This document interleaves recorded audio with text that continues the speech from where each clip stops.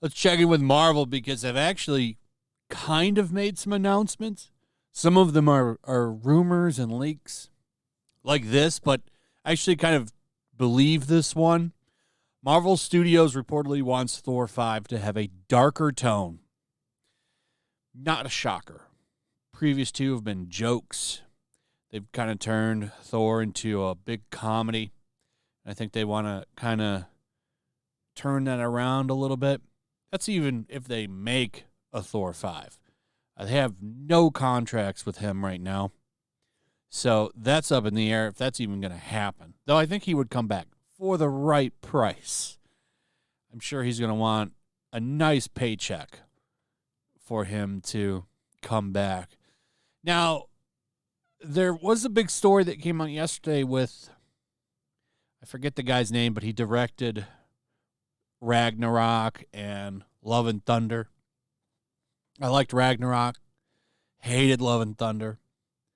He's thankfully not coming back, and you could tell he didn't give a shit in Love and Thunder. I think he cared a little bit in Ragnarok, because Ragnarok to me is a good movie. Maybe you don't like it. I liked Ragnarok. It is what it is. Thor, Love and Thunder, though, I hated.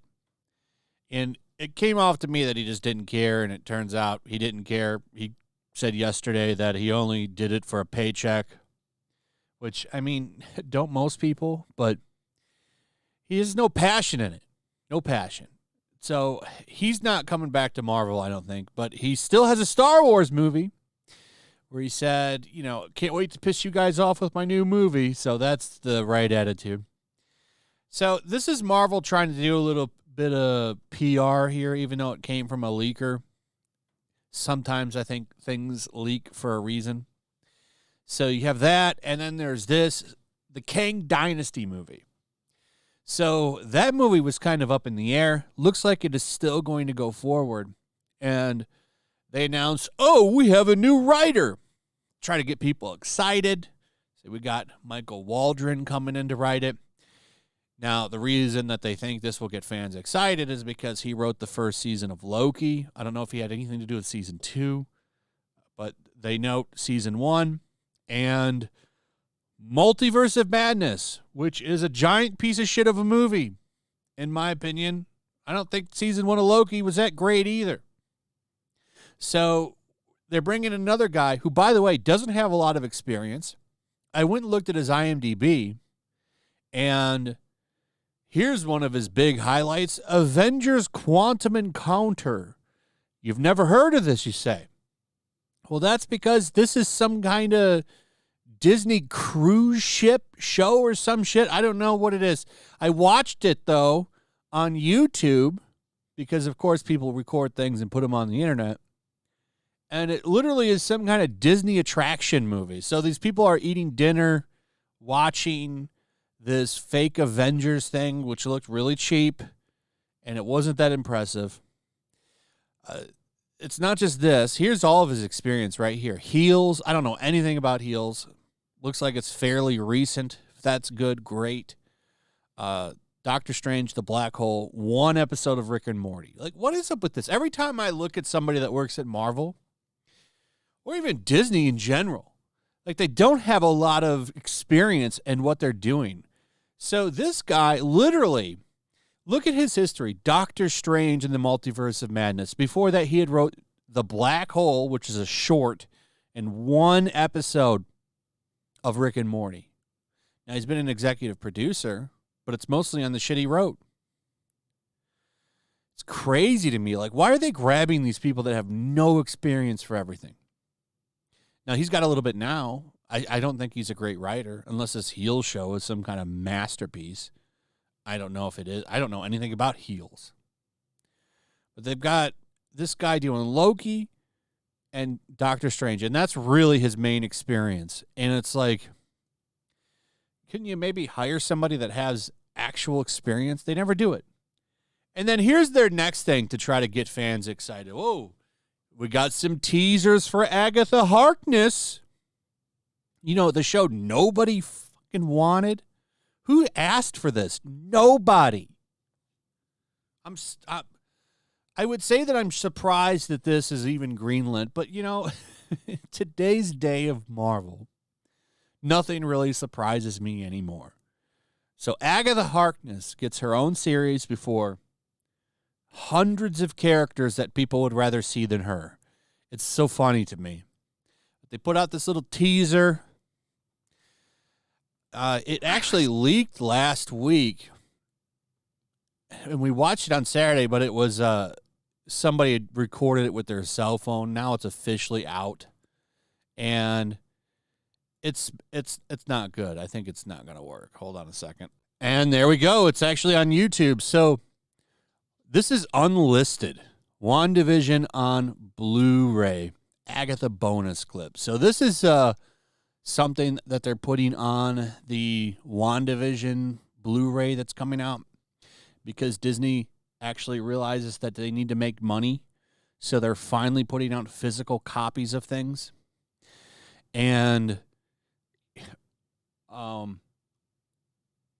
this just really goes over the show. Heartfelt and dangerous. Nothing big. But you get a first look at this show, and the whole time I'm watching this, I'm thinking, like, who is this for? This is why the name MCU exists. Who is this for? None of these people show up to these movies.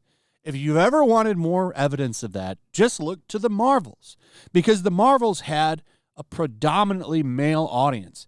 They're making these things thinking they can get that Barbie crowd to come over, and it just does not work. And they keep quadrupling down on it. There are already women that like this stuff, but they like it for the same reason that men like it. They like it. They like the same product that the dudes like. But they're changing it all to get this new audience that just does not exist for these properties. They don't exist. They're not there, and they're never going to come. I like this actress that's playing her, actually. I think she's actually pretty talented.